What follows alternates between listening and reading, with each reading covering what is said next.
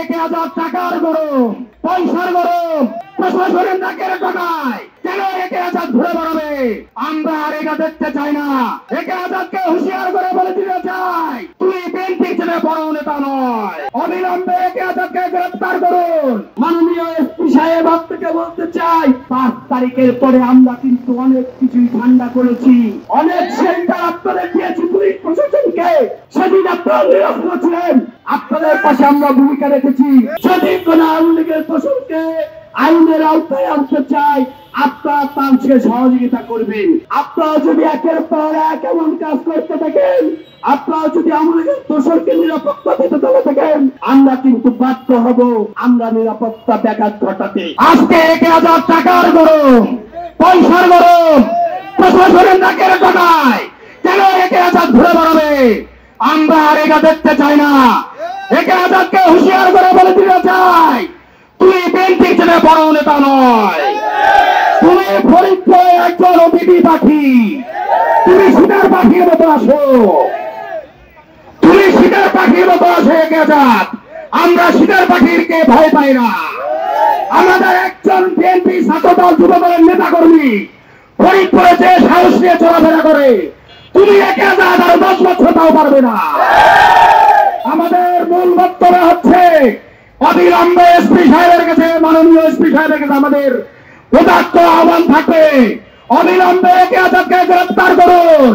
কেন তাকে গ্রেফতার করা হয় না? অবিলম্বে তাকে গ্রেফতার করে আইনের আওতায় আনুন এবং ফরিদপুরে আওয়ামী লীগকে সুসংগঠিত করার জন্য 1000 দায়িত্ব নিয়েছে, আমরা তার তীব্র প্রতিবাদ জানাচ্ছি।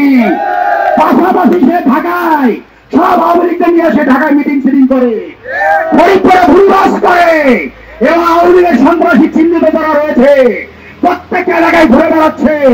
অতএব প্রশাসনের নাকের জায়গায় ঘুরে বেড়াচ্ছে। আমার এবং প্রশাসনকে আপনারা শান্ত ফরিদপুরকে শান্ত করবেন না। আমরা এখনো শান্তিপূর্ণ কর্মসূচি দিয়ে যাচ্ছি। এরপরে আমরা লাগাতার ঘটনাগত কর্মসূচি গ্রহণ করতে থাকবো।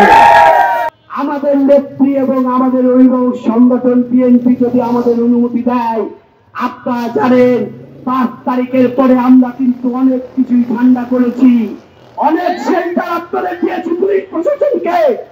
সেদিন আপনারা নিরস্ত্র ছিলেন, আপনাদের পাশে আমরা ভূমিকা রেখেছি। ছাত্র দল, যুব দল, বিএনপি তথা ফরিদপুরের জনগণের প্রতিপক্ষ হবেন না। আপনারা আমাদেরকে বাধ্য করবেন না রাজপথে আপনাদের সামনে দাঁড়াতে। আমরা বলে দিতে চাই, একটা নেতা কর্মীর নামে আপনারা হয়রানি করার চেষ্টা করবেন না। শুধু নেতা কর্মী নয়, ফরিদপুরের সাধারণ জনগণ যদি কোন আওয়ামী লীগের দোষরকে তাড়া করে, যদি কোন আওয়ামী লীগের দোষরকে আইনের আওতায় আনতে চায়, আপনারা তার সহযোগিতা